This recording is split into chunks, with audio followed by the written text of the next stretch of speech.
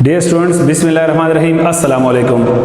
आपने पिछले लेक्चर में ट्रांसपोर्ट ऑफ ऑक्सीजन पढ़ा। अब हम पढ़ेंगे transport of carbon dioxide. Transport of carbon dioxide कैसे होती है, तो आइए।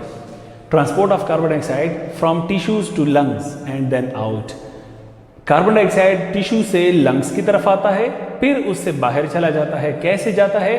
3 वेज। इसके लिए 3 रास्ते होते हैं। बाइकार्बोनेट आयन की शक्ल में ये 70% इस शक्ल में निकलता है। कार्ब अमीनो या कार्बोक्सी हेमोग्लोबिन की शक्ल में ये 23% निकलता है। डिजॉल्व इन प्लाज्मा, ये 7% प्लाज्मा में डिजॉल्व होकर निकलता है। बाइकार्बोनेट आयन में कैसे निकलता है कि कार्बन डाइऑक्साइड हाइड्रोजन यानी H2O के साथ मिलकर कार्बनिक एनहाइड्रेज एंजाइम की मौजूदगी में H2CO3 यानी कार्बनिक एसिड बना लेता है।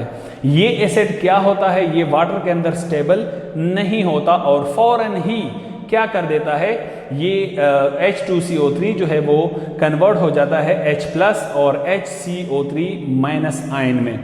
ये जो H+ आयन है, आपको अच्छी तरह पता है, जब H+ आयन की कंसंट्रेशन ज़्यादा होगी तो डेफिनेटली ये ब्लड के pH को असरअंदाज कर सकता है। जबकि ब्लड का pH हमारे पास 7.4 है और 7.4 ही रहना चाहिए। लेकिन किस तरह होता है कि as all tissues produce H+ ion, चूंकि तमाम टिश्यूज H+ आयन प्रोड्यूस करते हैं, इस वजह से ये जो ब्लड का pH है वो चेंज तो नहीं होता, लेकिन एक और काम होता है, एक और फिनोमेना होता है। वो कौन सा फिनोमेना है, उसकी तरफ आते हैं। तो चूंकि सब टिश्यूज हाइड्रोजन आयन प्रोड्यूस करते हैं, इस वजह से क्या होता है कि ऑक्सी हेमोग्लोबिन जो है, जब वो पहुंचता है टिश्यूज तक, उस वक्त हाइड्रोजन आयन बन चुका होता है। तो ये है ऑक्सी हेमोग्लोबिन जो है Hb4O2, वो किसके साथ, वो हाइड्रोजन आयन के साथ मिलकर HHB बना देता है और 4 ऑक्सीजन मॉलिक्यूल्स जो है वो रिलीज कर देता है। ये चारों ऑक्सीजन मॉलिक्यूल्स जो हैं वो रिलीज हो जाते हैं और टिश्यूज के अंदर डिफ्यूज हो जाते हैं। अब इस प्रोसेस को कहते हैं बफरिंग ऑफ H। आप लोगों ने केमिस्ट्री के अंदर बफर सोल्यूशन पढ़ा है।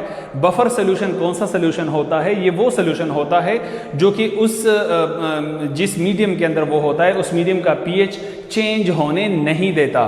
तो जब बफरिंग ऑफ H होता है, H आयन यहाँ पर होता है, इसका मतलब ये है कि ये वो प्रोसेस है यहाँ पर जो ब्लड के pH को चेंज होने नहीं देगा, बल्कि क्या करेगा, उस हाइड्रोजन प्लस आयन को ये क्या करता है, इस्तेमाल कर लेता है। कहाँ पर इस्तेमाल कर लेता है, ये आप देख सकते हैं। ऑक्सी हेमोग्लोबिन जब आता है तो वो हाइड्रोजन हेमोग्लोबिन बना लेता है और ऑक्सीजन को रिलीज कर देता है। इसके साथ जो पिछले रिएक्शन में हमारे पास कार्बनिक एसिड से जो दूसरा आयन हमारे पास बाइकार्बोनेट हासिल हुआ था, वो क्या करता है, वो टिश्यू से ब्लड की तरफ चला जाता है। तो उसमें ब्लड की तरफ जाने की वजह से आयनिक ग्रेडियंट क्रिएट हो जाता है, यानी कि increase in negative ions in blood के अंदर नेगेटिव आयंस की ज्यादती हो जाती है। अब इस काम को स्टेबल करने के लिए क्या होता है कि इस बाइकार्बोनेट आयन जो है वो प्लाज्मा में डिफ्यूज होना शुरू हो जाता है, जबकि बदले में क्लोरीन आयन जो है या क्लोराइड आयन जो है वो क्या होता है, वो ब्लड से प्लाज्मा से ब्लड सेल्स के अंदर डिफ्यूज होना शुरू हो जाता है। मींस के 2 काम होते हैं। एक तरफ से बाइकार्बोनेट आयन प्लाज्मा में डिफ्यूज होना शुरू हो जाता है, दूसरी तरफ क्लोराइड आयन जो है वो ब्लड में डिफ्यूज होना शुरू हो जाता है प्लाज्मा से। ये सारा काम होता है बाइकार्बोनेट क्लोराइड कैरियर प्रोटीन्स की मौजूदगी की वजह से। और ये प्रोटीन्स कहां पर पाए जाते हैं? At the membranes of RBCs. ये आरबीसी के मेम्ब्रेन्स पर पाए जाते हैं। अब इस क्लोराइड आयन के इन आउट या जो कार्बनिक आयंस हैं, बाइकार्बोनेट आयंस हैं, इनके इन आउट की वजह से क्या काम होता है, maintaining balance of ions on other sides. तो वो दोनों साइड्स पर जो है आयंस की मकदार को बराबर रखते हैं। इस प्रोसेस को हम क्लोराइड शिफ्ट कहते हैं या हमबर्गर फिनोमेना भी कहते हैं। क्यों कहते हैं? क्योंकि ये क्लोराइड आयन की वजह से ये प्रोसेस होता है, तो इस वजह से क्लोराइड शिफ्ट भी इसे कहा जा सकता है, या फिर इसको हम जो है हमबर्गर फिनोमेना कहते हैं, क्योंकि हमबर्गर्स एक साइंटिस्ट थे जिन्होंने इस प्रोसेस को डिस्कवर किया था। तो नेक्स्ट अब आपके जहन में ये सवाल ज़रूर होगा कि जब क्लोराइड आयन आता है ब्लड के अंदर तो वो क्या करता है। तो ब्लड में आकर वो पोटाशियम के साथ मिल जाता है और पोटाशियम क्लोराइड यानी नमक बना देता है। दूसरी तरफ जो कार्बनिक आयन होता है या बाइकार्बोनेट आयन होता है वो सोडियम आयन के साथ मिलकर क्या कर लेता है, सोडियम बाइकार्बोनेट बना देता है।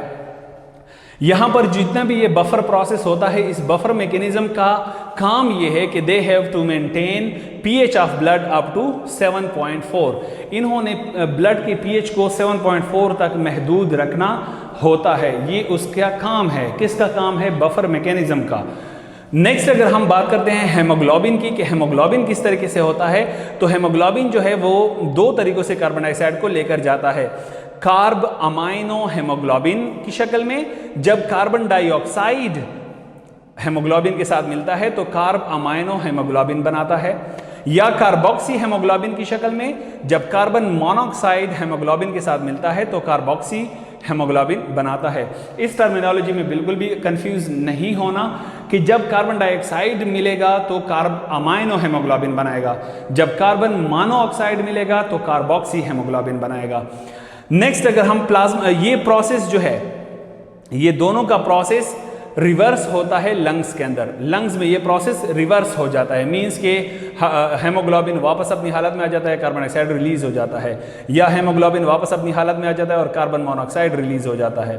नेक्स्ट अगर हम बात करें प्लाज्मा की, प्लाज्मा किस शक्ल में कार्बन डाइऑक्साइड को लेकर जाता है, वो डिजॉल्व्ड फॉर्म की शक्ल में ले जाता है।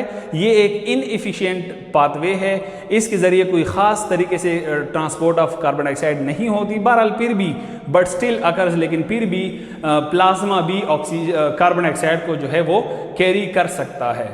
अब हम देखेंगे factors affecting transport of carbon dioxide, कि वो कौन से फैक्टर्स हैं जो कार्बन डाइऑक्साइड के ट्रांसपोर्ट को क्या करते हैं, इफेक्ट करते हैं।